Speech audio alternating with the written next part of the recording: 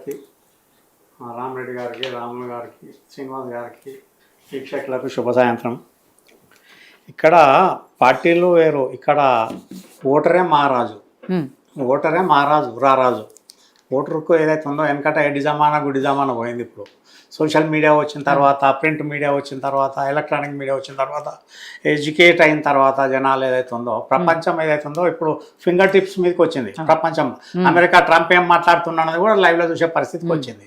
ఇక్కడ ఏదైతే ఉందో ఓటరు చాలా తెలివి కల్లోడు. ఓటర్ ఏదైతే ఉందో డిసైడ్ చేసుకోవడానికి ఉన్నారు. ఇక్కడ కాకపోతే పార్టీలు మేమే అని చెప్పి వీళ్ళు జబ్బలు చేసుకోవాల్సిన అవసరం లేదు.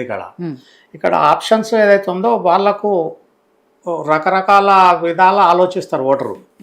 ఇప్పుడు ఇక్కడ బీజేపీ ఏదైతే ఉందో ఇంత మటుకు తెలంగాణలో స్టేట్ లెవెల్లో మట్టుకు రూలింగ్ రాలేదు. కానీ ఆల్రెడీ ప్రజలు గత అసెంబ్లీ ఎలక్షన్లో సింగిల్ ఎమ్మెల్యే ఉన్న ఏదైతే ఉందో మళ్ళీ పోతే 2023లో 8 మంది ఎమ్మెల్యేలు వచ్చారు. తర్వాత 8 మంది ఎంపీలు రావడం జరిగింది. ఆల్మోస్ట్ 8 అంటే 756, అది 8, 64 సగం మట్టుకు, సగం స్టేట్ మట్టుకు బీజేపీకి ఇక్కడ పట్టం కట్టడం జరిగింది. ఇక్కడ లోకల్ బీజేపీ క్యాడర్ మీద ఓటర్లకు అంత అవగాహన లేదు, ప్రేమ లేదు, అభిమానం లేదు, నమ్మకం అసలు లేదు. విన్నారా? నమ్మకమే లేదు. ఇక అది విషయం వేరు. ఇక్కడ ఆప్షన్ ఏముందంటే బీఆర్ఎస్ 2 టర్మ్స్ అయిపోయింది, కాంగ్రెస్ ఇప్పుడు రన్నింగ్ టర్మ్ ఉన్నది.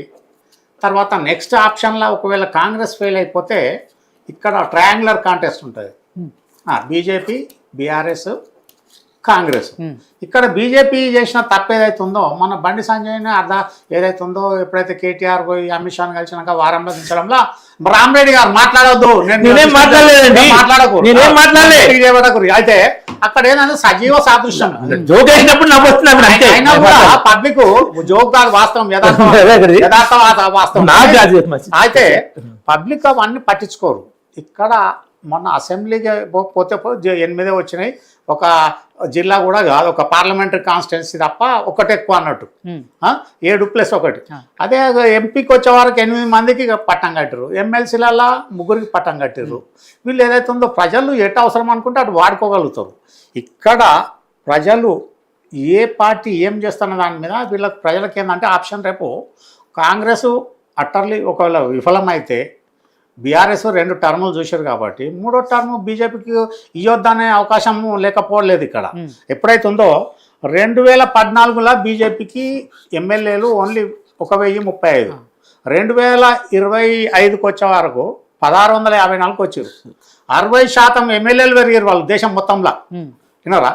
ఎప్పుడైతే ఉందో స్టార్టింగ్లో జనతాదళ్ ఏదైతే మన జనసంఘ్ ఉండే, మీరు చూడలేదు, మీరు ఊటకు ముందు జనసంఘ్ పార్టీ ఉండే, తర్వాత జనతా పార్టీ వచ్చింది, తర్వాత బీజేపీ భారతీయ జనతా పార్టీ వచ్చింది.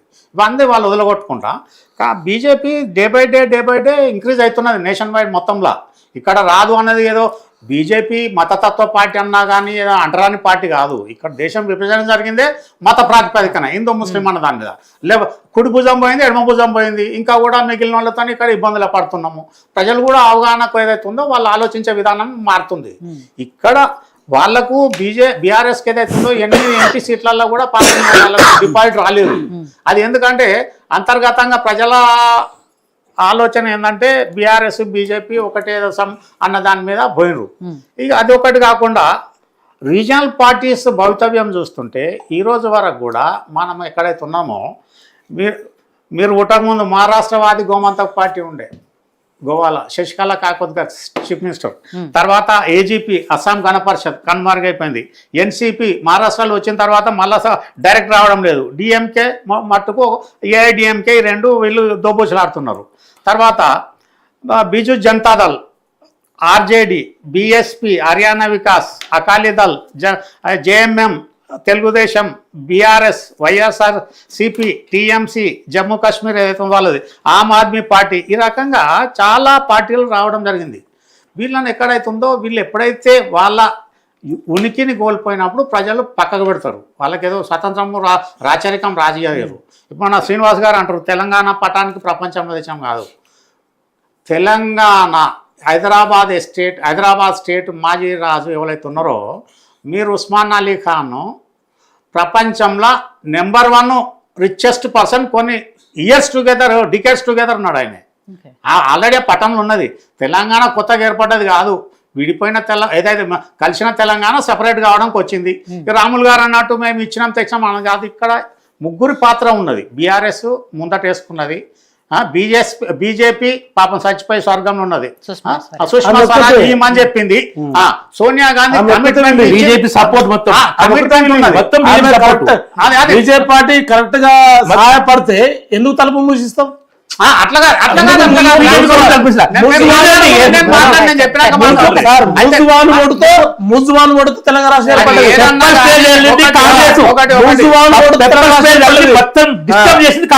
కాంగ్రెస్ అంటే ఇక్కడ వాళ్ళు కాదు కదా,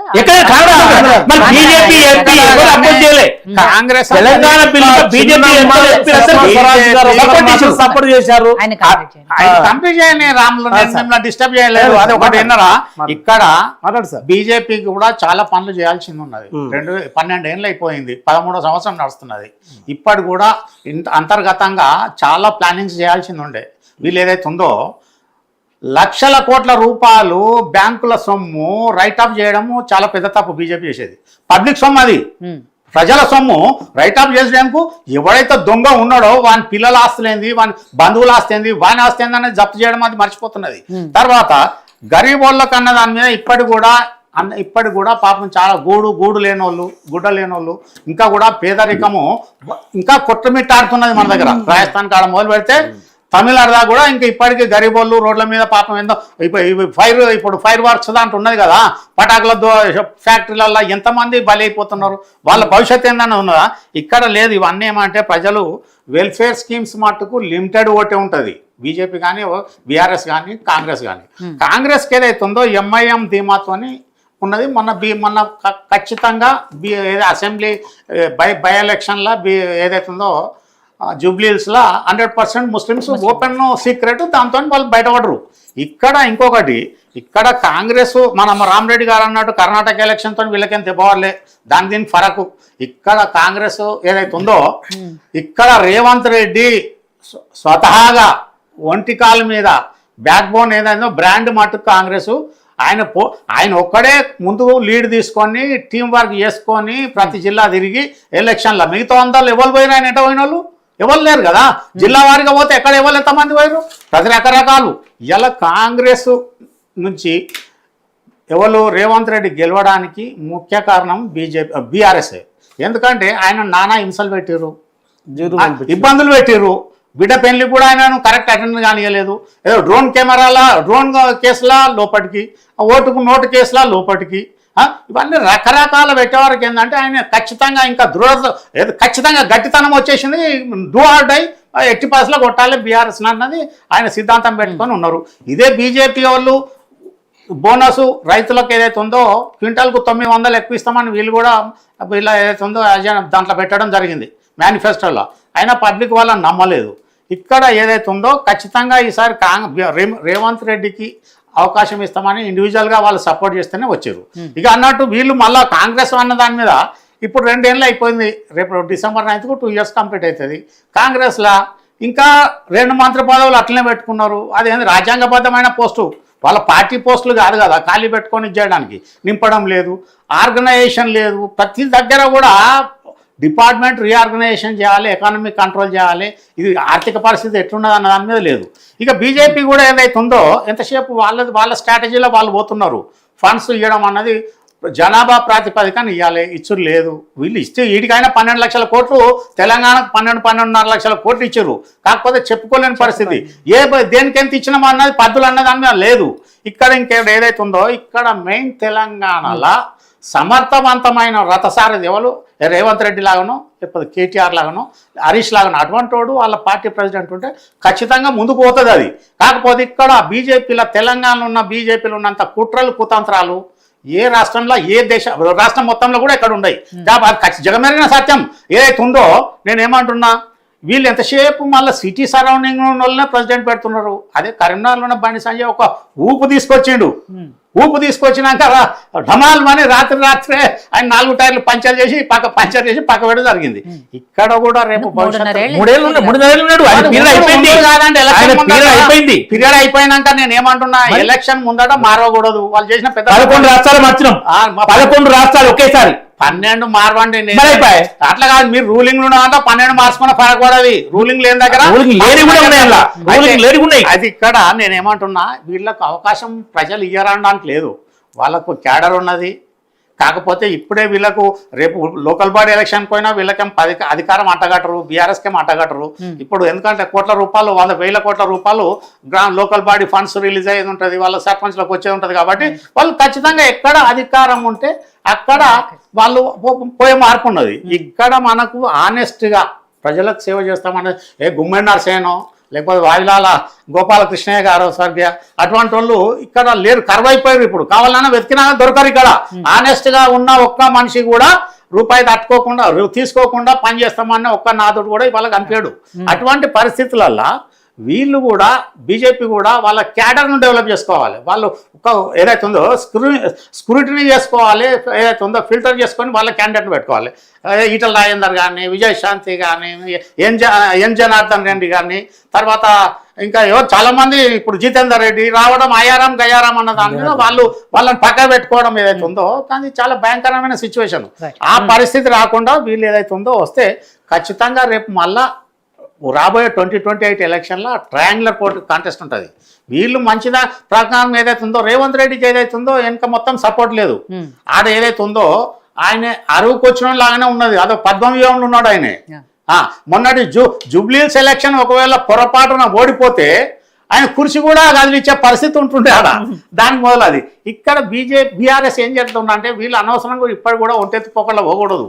ఇవాళ కూడా కవిత వాళ్ళ మీద అందులోనే రక్తం పంచుకొని పుట్టిన ఆమె పార్టీ అధ్యక్షుని వాళ్ళ తోడబుట్టిన శల్య వర్కింగ్ బిడ్డ అటువంటి ఆమె మాట్లాడితే కూడా వీళ్ళు ఇదివరకు ఖండించిన పాపాన పోతలేరు. వీళ్ళు సింపుల్ అడగాలి. ఒకటే తెలుసా, ఆమె 2800 గజాలలో ఇల్లు కట్టింది బంజారాహిల్స్లా, అంతకుముందు ఉందా? లేదు కదా. ఎక్కడికి వెళ్ళి వచ్చింది? వీళ్ళు ఎవరైనా క్వశ్చన్ చేస్తారా? హరీష్ రావుకు 400 ఎకరాలు ఉన్నదని ఆమెనే చెప్పింది కదా. ఈ మీద ఏంటనేది వాళ్ళు చెప్తున్నారు. ఎందుకంటే చెప్పింది అనుకో ఆమె ఇంకా 4 బయట పెడతా అన్న భయం. అందుకోసము అది ఇక ఎందుకు ఒకవేళ 2 చేతులు దాకా సప్పుడు వస్తుంది. మళ్ళీ రాయేసి పెండ మీద రాయేసి మళ్ళీ ఎందుకు తీసుకోవాలన్న ఉద్దేశంలో వాళ్ళు ఉన్నారు. ఇక్కడ రేపు బీఆర్ఎస్ మళ్ళీ బతికి బట్ట కట్టాలంటే వాళ్ళు ఖచ్చితంగా రేపు 2028 ఎలక్షన్లో బీజేపీతోని మళ్ళీ వాళ్ళ సంఖ్యలో చేరితేనే కానీ టైఅప్ పెట్టుకుంటేనే కానీ బీఆర్ ఎలక్షన్ టైప్లో వాళ్ళు బయట పడతారు. ఎందుకంటే వీళ్ళ క్యాడర్ ఉన్నది. ఎందుకంటే పన్నా ప్రముఖులు, ఆర్ఎస్ఎస్ చాలా ఉన్నది. కాకపోతే ఇక్కడ ఏంటంటే రాష్ట్ర వర్గంలో చాలా కుతంత్రాలు ఏదైతే ఉందో చాలా భయంకరమైన మన కురుక్షేత్రంలో భయంకరం టైప్లో ఆ టైప్ ఉందో ఆయన చెప్పుడు కాదు తెలుసు. అది బంద్ చేసుకున్నాడు. వీళ్ళు ఖచ్చితంగా బీజేపీ బయటపడుతుంది. చిన్న బ్రేక్ తీసుకుందాం. బ్రేక్ తర్వాత బీజేపీకి సంబంధించిన మరిన్ని డీటెయిల్స్ మాట్లాడదాము. డిబేట్లో స్మాల్ బ్రేక్.